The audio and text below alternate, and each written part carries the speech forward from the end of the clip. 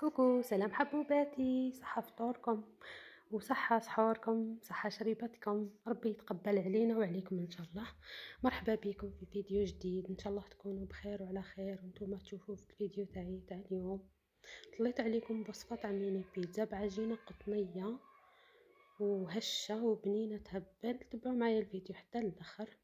المقادير: عندي كاس حليب دافي، عندي ملعقة خميرة وملعقة سكر، نص كاس زيت، وبيضة بدرجة حرارة الغرفة.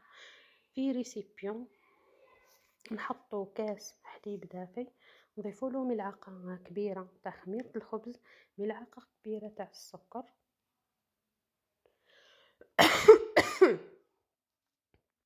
بيضة بدرجة حرارة الغرفة. نخلطو مليح ونضيفو له نص كاس تاع الزيت ونخلطو مليح المقادير حتى تمتزج. من بعد نجيبو الفرينة تاعنا ونبداو نضيفو بالتدريج. لهنا نحطو نصف ملعقة تاع ملح، ما نلحوهاش على المقادير السائله طول حتى نضيفو شويه تاع الفرينه باه ما نهبطوش الخمور تاعنا. نبداو نضيفو بالفرينه بالتدريج حتى نتحصلوا على عجينه طريه بصح ما تتلاصقش في اليد. نعجنوها واحد 5 دقائق، نردوها للريسيبيو تاعها ونغطيو عليها ونخليوها تخمر. مده تاع الخمور حسب درجه حراره المطبخ تاعك، ما تقيديش بوقت معين. لهنا في كسرونه جبت علبه تاع كريم فريش، كريمه سائله. انا نستعمل هذه بنينه وتعجب الافراد العائله تاعي. نضيف لها مورسو تاع فرماج، اي فرماج متوفر عندك، شيزي ولا تاع الميزان ولا شاف ولا. وعندي هنا مورسو فرماج تاع شيدار ربيته ضفته حتى هو. راح ندير صوص بلانش، ضفت لها شويه تاع فلفل اسود. الملح ما نضيفش خاطر الفرامج شويه مالحين. نحط فوق النار ونخلي حتى يثقل الخليط تاعنا ويذوبوا الفرامج. هذه هي الكريمه تاعنا.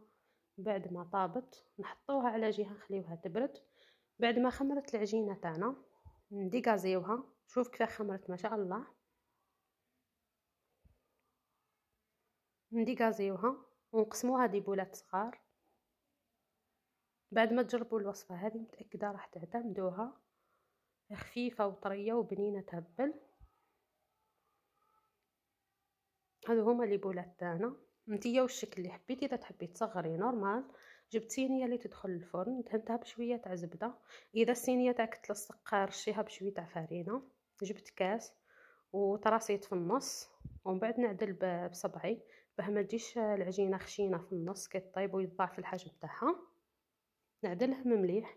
من بعد نحط فوقهم الكريمه تاعي البيضاء، ومن بعد نضيف لها شويه تاع فرماج رابي. انا استعملت شيدار.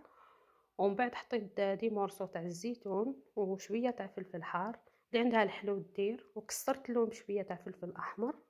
ومن بعد ندهن الحاشيه تاعهم بيضه، بصفار تاع بيضه. ضفت له شويه تاع الحليب. تقدري تزينيه بشويه سينوج ولا جلجلان على الحاشيه، انا خليته هكاك، اكتفيت هكاك. وبالنسبه للتزيين يبقى اختياري. لهنا بعد ما طابوا، هذه هي البيتزا تاعنا في شكلها النهائي. جات خفيفه وهشيشه وطريه وبنينه تهبل في شكلها النهائي. شوفوا كيفاه جات تشهي. وانا ضفت لها شويه تاع الطون، تقدري ديري لها خطوط تاع مايونيز من الفوق. ويبقى التزيين اختياري. انا زينتها هكا وانتي كيما تحبي. لهنا نقسم معاك حبه تشوفي القوام تاعها. شوف كيفاه طريه والشكل تاعها يهدر وحده. شهيتكم في الجنه اميراتي. ان شاء الله تنال اعجابكم الوصفه وتجربوها. نتلاقاو في فيديو جديد. صحه سحوركم، مع السلامه.